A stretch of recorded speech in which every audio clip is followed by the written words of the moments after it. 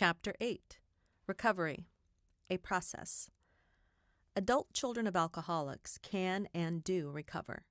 Thousands of ACAs are in the recovery process right now, and thousands more will be joining that process as more and more information about alcoholism and its effects on the family becomes available to the public. It must be remembered, however, that recovery is a process, not an event. Recovery is a way of living, a quality of feeling, and a mental attitude. Every ACA who reads this has begun the recovery process. If you had not started this process, you would not be reading this. The recovery process for ACAs begins with the realization, or sometimes just a suspicion, that their lives are not progressing in a way that is healthy. Many ACAs have this suspicion long before they find out what the problem is. Just knowing that something is amiss is enough for the recovery process to start. Up until a few years ago, ACAs floundered around, moving from therapist to therapist, from self-help group to self-help group, trying this and that, never quite finding a solution to what was bothering them. This is still true in many parts of the country, but it is beginning to change. ACA groups are springing up all over the country. Treatment for ACAs is an idea whose time has come. Central to the treatment and recovery process for ACAs is the knowledge that the source of the problem was being raised in an alcoholic family. This is the piece of information that was missing when ACAs would go hither and yon, trying to discover what was wrong with them. With this fact, the action part of the treatment can begin. It is important to restate that recovery is a process, and this process begins with a sense of unrest, pain, and a desire for a solution. The process never really ends. Each ACA in recovery keeps getting better and better. In recovery, the ACA loses the deep sense of fear that is always with him or her. The anger and hurt lose their potency, and a true sense of happiness and joy can be experienced. This does not mean that recovery equals no problems or pain. What recovery does mean is that the ACA becomes much better at dealing with life's bumps and crunches in a way that is healthier and healthier. The further along in the recovery process, the more adept the ACA becomes in dealing with adversity. There is no graduation, but there is a sense of wonder and joy that goes hand in hand with recovery. Recovery and health are a state of generally feeling good, not an absence of pain. ACAs know what the absence of pain is. They have been going numb for years. That's how they learn to control the deep well of pain that they always carry around inside of them. The integrated recovery process for ACAs has three primary components. For recovery to occur, all three of these components must be addressed by the ACA. Number 1, emotional discharge. Number 2, cognitive reconstruction. Number 3, behavioral action. These three components are interactive, and work in one area affects the other areas. As can be seen in this chart, any work in one area affects the other areas. If the ACA is doing emotional discharge work, then the component of cognitive reconstruction will be affected, along with behavioral action. These areas cannot be separated. There is, however, a tendency for some people to concentrate in one area. If this happens, even though work in one area causes positive change in all areas, recovery will be lopsided and undimensional. For recovery to proceed at an even pace, all areas must be consciously addressed. Each person is different, and often one person may feel more comfortable working in one area rather than another. There's nothing wrong with this as long as the ACA is aware that all three areas must be addressed. Let's look more closely at the three components of recovery. Emotional discharge. ACAs are full of repressed emotions. They have carried these emotions around with them for years, and these must find a way out. They must be felt in order for the ACA to let go and be free. We have seen in earlier sections of this book how the fear, anger, hurt, and other painful, harmful feelings were both developed and repressed. The 4 rules of the alcoholic family silence, rigidity, isolation, and denial ensure that the ACA will not be able to let go of these feelings. For recovery, the ACA must find a way to purge himself or herself of these repressed emotions. Until this happens, the ACA will remain in a state of pain. Emotional discharge occurs when the ACA experiences his or her repressed feelings, which, when released, appear most often as anger, rage, hurt, and deep grief, and are generally directed at parents and other family members.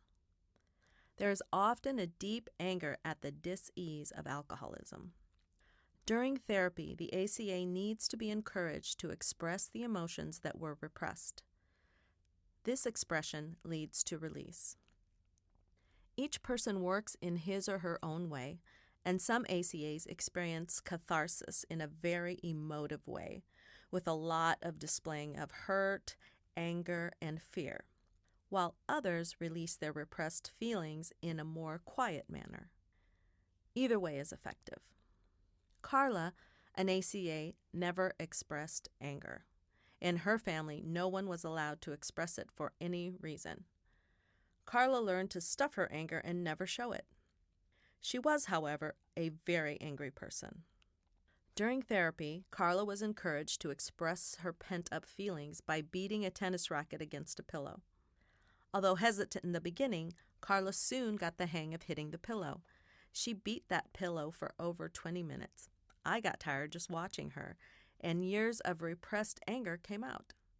After the experience, Carla told her ACA therapy group that she had not felt this good in years. In this example, the repressed emotion was anger. It could just as easily have been hurt or grief. Whatever the repressed emotion, for recovery to occur, it must be released and experienced. Cognitive reconstruction. Cognitive reconstruction is the process of learning how to think in a way that is healthy and acquiring a base of information about life. There are two main areas of the cognitive reconstruction process. First, ACAs have a lack of information about living skills.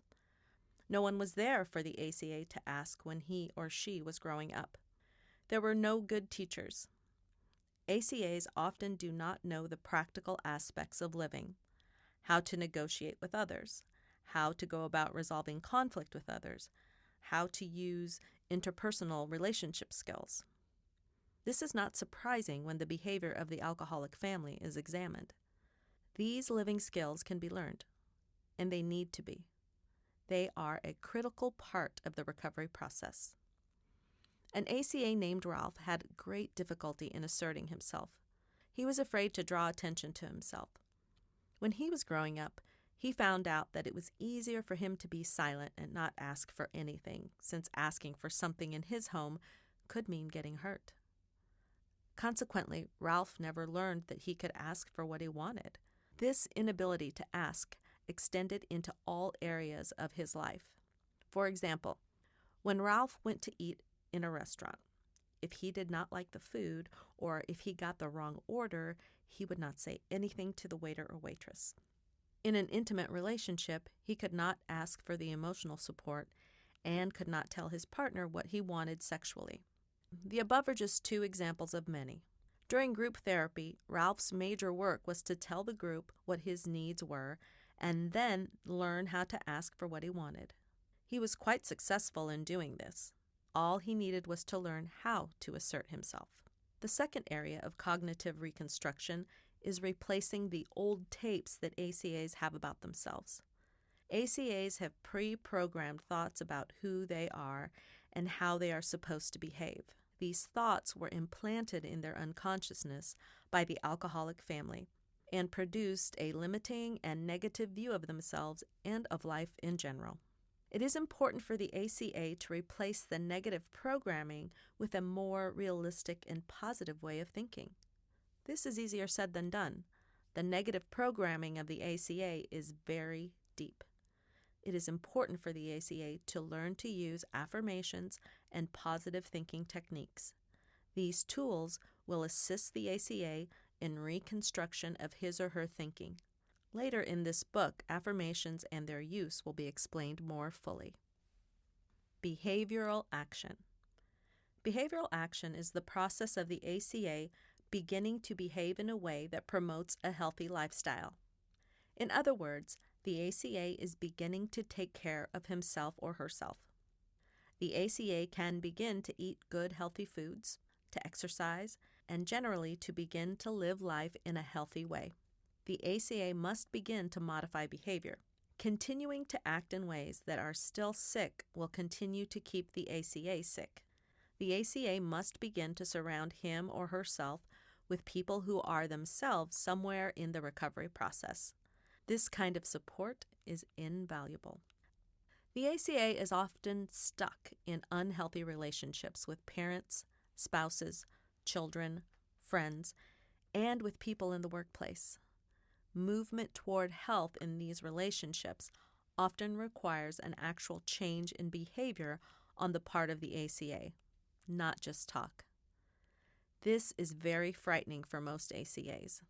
They don't like change. Rule number 1, rigidity. But change is necessary. ACAs must learn how to establish boundaries and how to set limits in relationships. These limits must then be acted upon. Kim is an excellent example of behavioral action. She was in an emotionally and physically abusive relationship. She had worked on getting in touch with her feelings of anger and hurt, and had worked on discharging these feelings. She had also learned about the battered women syndrome and was also in the process of using affirmations to restructure her thoughts. But she still felt that she could not get out of the relationship. She was afraid to be alone. Finally, she took action, and although full of fear and with grave reservations, she physically removed herself from the abusive relationship. After refusing to see or talk to her ex-lover for weeks, she began to feel better and was able to see how stuck she had been. Kim had to act in spite of her fears and what her old programming was telling her. It is important to restate that the above 3 components of recovery must be interactive for recovery to progress in a balanced way. An ACA who just focuses on behavioral action runs the risk of continuing to stuff feelings and remains with a negative outlook on life. Those who work only on emotional discharge often get caught in reliving emotional crises again and again, without really letting go of the emotional pain. They continue to remain in relationships that are sick and harmful, and their outlook on life really does not change. Those who just work on being positive risk becoming Pollyannas who repress emotions and smile a lot, even though they are in emotional pain. They often remain in destructive situations and try to think their way out of them. In the recovery process chart, the healing lifestyle bar on the left represents a recovery lifestyle where the ACA has reconstructed all components of his or her life into a mode that supports physical, emotional, mental, and spiritual well-being. The unhealthy lifestyle bar on the bottom of the chart represents following the repressive rules of the alcoholic family. The recovery process bar in the middle represents growth toward a healthy lifestyle. The ACA is represented by the cycle bar that cycles above and below the recovery process bar in the middle. The ACA is represented by the cycle bar that cycles above and below the recovery process bar in the middle. Looking at the chart above, it is apparent that the recovery process of the ACA is a continual series of peaks and valleys. Recovery is not a smooth, even process. The ACA will experience times of intensive work and times of less intensity. This is normal. The ACA often interprets the down cycle as being stuck. Most times, this is not true, and the ACA will get out of it. The cycles themselves consist of 3 components of recovery: emotional discharge, cognitive reconstruction, and behavioral action. There is no particular order in this process. Each ACA will find a cycle and order that is unique. What is important to realize is that once the recovery process starts, although not always smooth, it is always moving toward health, even when the ACA is not aware of this movement. Treatment options. There are a variety of treatment options that are now open to ACAs. Some of these are: number 1, group therapy; number 2, individual therapy; number 3, family therapy; number 4, treatment programs for ACAs; number 5, ACA's Al-Anon. Each of the above will be examined in more detail. Group therapy. Although group therapy has been around for some time, it has only been in the last few years that some therapy groups have focused specifically on ACA issues. An ACA therapy group can be an important component of the recovery process.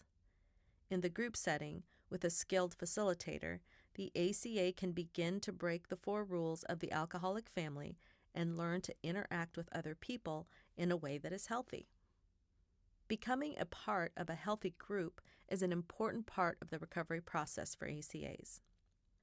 Generally, groups can be divided into 2 main categories: information groups and process groups. Information groups focus on providing concrete information to the ACA about the alcoholic family system and the damage it does to its members. As a rule, the ACA suffers from a lack of information about the consequences of growing up in an alcoholic family system. Often ACAs have a general feeling that something is wrong, but cannot pinpoint the source of their problem. Information groups, both large and small, usually meet for a limited period of time and offer ACAs basic education about the dysfunction they inherited from their parents.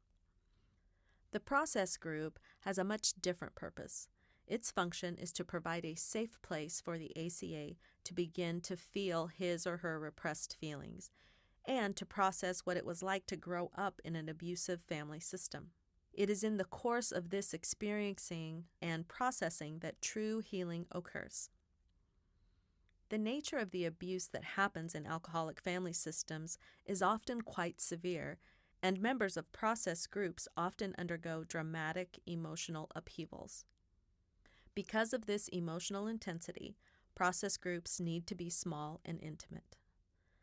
The ACA process groups that I have facilitated were limited to 6 people, met once a week, and lasted for 2 hours. These groups were open-ended, and often clients would stay for 2 or more years or until they felt they had completed their work. When you, the ACA, are looking for a therapy group to join, it is important to keep in mind that you spent a long time in an alcoholic family. Your background has affected you deeply. Any therapy that you choose will take time to be effective. A year to 3 years in an ongoing small group is not an unrealistic length of time to expect to stay in therapy, provided it is focused on ACA's issues. The time in therapy will increase significantly in groups that are not focused on these issues. A former client of mine, Jenny, put it quite bluntly when she said, "For years I had gone to all kinds of groups, therapy groups, self-help groups, bonding groups, screaming groups, you name it, and I've done it. It was not until I joined a group that focused on ACA issues that I truly believed I really began to recover from coming from an alcoholic family." It is important to have a group facilitator who is not only skilled in leading groups, but who also has a clear understanding of ACA issues and whose focus is on the resolution of these issues. This is critical. ACA's issues are very much in the public eye today, and some therapists who are running ACA's groups may actually know little about these issues. Information about selecting a therapist is given later on in this section. Individual therapy. Many ACAs have such an overwhelming fear of groups and of showing their feelings in a group setting that they must start their recovery in individual sessions with a therapist. This was the case with Earl. He was so filled with anger, hurt, and fear that he was not appropriate for group work. He distrusted people so much that he could not work out emotions in group. He had tried being in an ACA's therapy group for a short period of time, but he was in so much pain during group that he could not stay. Instead, Earl worked one-on-one with a therapist until he developed enough trust to do group work. It is important to note here that, as in Earl's case, although individual therapy is often extremely important to recovery, sooner or later, every ACA must become involved in some type of group process. To experience real recovery, the ACA has to learn how to relate to other people in healthy ways, and this is most effectively accomplished in a group setting. As in group therapy, the therapist must have a clear understanding of ACA's issues. Without an understanding of these issues, a therapist can have a client for years and never get to the underlying problems of ACAs. Family therapy. In family therapy, 2 or more members of the family go for treatment. This is an ideal situation, and with a skilled therapist, much can be accomplished in a way of recovery. John, a client of mine, is a good example of what family treatment can do. His mother had gone into a residential treatment for her ACA's issues. After she had been there for 2 weeks, John, his brother, Paul, and their father, Harry, went to the treatment program and stayed for 2 weeks. During this time, the whole family was treated, and they had the opportunity to resolve many issues and to open healthier communication. As John put it when he returned from the treatment program, "This was one of the hardest things I ever did. I know that we may never really be close as a family, but at least now we have a chance. I really got to know my family in a way that I thought was impossible." After watching his family's painful struggle in treatment, John realized for the first time they were imperfect human beings like himself. They had fears, angers, and secrets. They felt pain, just as John felt pain. This revelation helped John begin to deal with his family as they were, as fellow human beings. Although working with the whole family is desirable, in many cases this is not possible. It is important to be aware that the ACA can recover even though no one else in the family seeks treatment. Treatment programs. There are a growing number of treatment programs that offer help for ACAs. Most of these are already in the business of treating alcoholism and chemical dependency. At first, many treatment programs treated the problems of the ACAs the same way they treated chemical dependency. It has been heartening to see that many treatment facilities, both inpatient and outpatient, now offer separate programs for ACA's treatment. If you decide to enter treatment for ACA's issues, ask the program personnel whether they treat ACA's issues separately from chemical dependency issues. If the answer is vague or you cannot get a straight answer, try another program. A good ACA's therapist can also assess whether your needs are best served in an inpatient or outpatient setting. In inpatient programs, clients live at the facility while receiving treatment. The treatment facility provides food and shelter so that clients may separate from the outside world in order to focus entirely on treatment.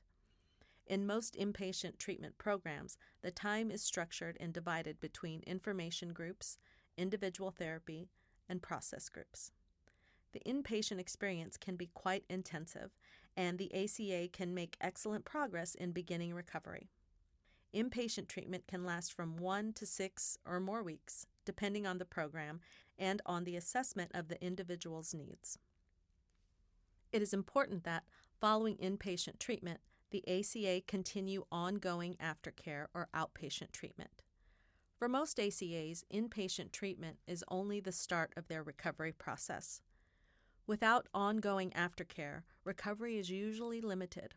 Any ACA considering inpatient treatment should inquire about the program's aftercare plan. If no outpatient aftercare is available, ACAs need to ask for referral to a qualified therapist who can provide continuing treatment. Outpatient aftercare is ordinarily community-based treatment, where the client lives at home and attends the program in the evenings or during the day. By going to the treatment for 2 or 3 hours a day, the client has the opportunity to continue to work and to go home at night. There is a wide range of outpatient programs, lasting from 1 week to over a year.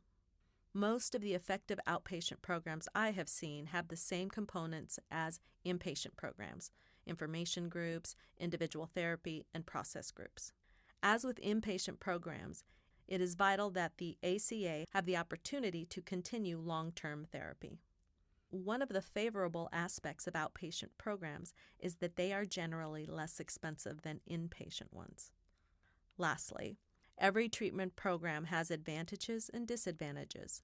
In searching for the ACA treatment, take a look at more than one program and choose one that best suits your needs. A general rule of thumb in seeking treatment is to look for an environment in which you feel safe and that is staffed by people who will be both honest and supportive. Al-Anon family groups. The Al-Anon family groups consist of people who are either relatives or friends of alcoholics. Al-Anon is closely linked to Alcoholics Anonymous and is responsible for the recovery of tens of thousands of alcoholic families. Adult children of alcoholics can find support and encouragement within this organization. In recent years, there has been a tremendous increase in Al-Anon groups that focus on assisting ACAs in the recovery process. Members of Al-Anon practice the 12 steps of Alcoholics Anonymous as a way to recovery, and the ACA who works this program will add a spiritual dimension to recovery that they may find is essential to healthy living. I strongly encourage my clients, and all ACAs, to attend ACA-focused Al-Anon meetings on a regular basis. Because of the rapid growth of the ACA movement, there are now ACA Al-Anon meetings in almost every major city throughout the United States.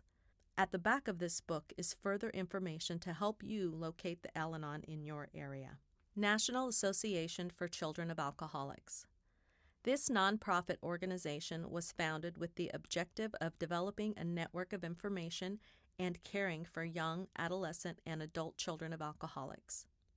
The organization, NACAOA, has grown rapidly since its inception in 1983 and now has a number of state chapters. This is a genuine grassroots movement through which adult children can get valuable information about what is available to ACAs in various localities. The NACOA address is listed in the resource section at the back of this book. Summary. When an ACA goes shopping for a therapist, and you don't have to take the first one that comes along, it is important to interview the therapist and find out what he or she knows about alcoholism and its effects on the family. This is true for group therapists, individual therapists, and therapists who work in treatment programs. If there is no qualified counselor around, then find one who is willing to learn about the issues. Give him or her this book to read and recommend some of the other books that have been written about this subject. If the therapist is not willing to learn, then find a therapist who is. If there are no ACA Al-Anon meetings, then find out how to go about starting one. As I stated before, many areas do not yet have the services for ACAs, and to get treatment, ACAs will need to be creative. Regardless of who the therapist is or what kind of treatment program is selected, it is important that treatment to be complete and effective to include the 3 components described earlier. These 3 components are: number 1, emotional discharge; number 2, cognitive reconstruction; number 3, behavioral action. The following sections comprise the Family Integration System. This is a system I developed over the past few years while working with ACAs. Although the system was designed as an adjunct to therapy, many ACAs continue to use it after they have completed therapy, so they can continue to process feelings about their family when they feel the need. Many ACAs have successfully used the system as a prelude to therapy. Regardless of when the system has been used, it has proved itself as a therapeutic tool in the recovery process.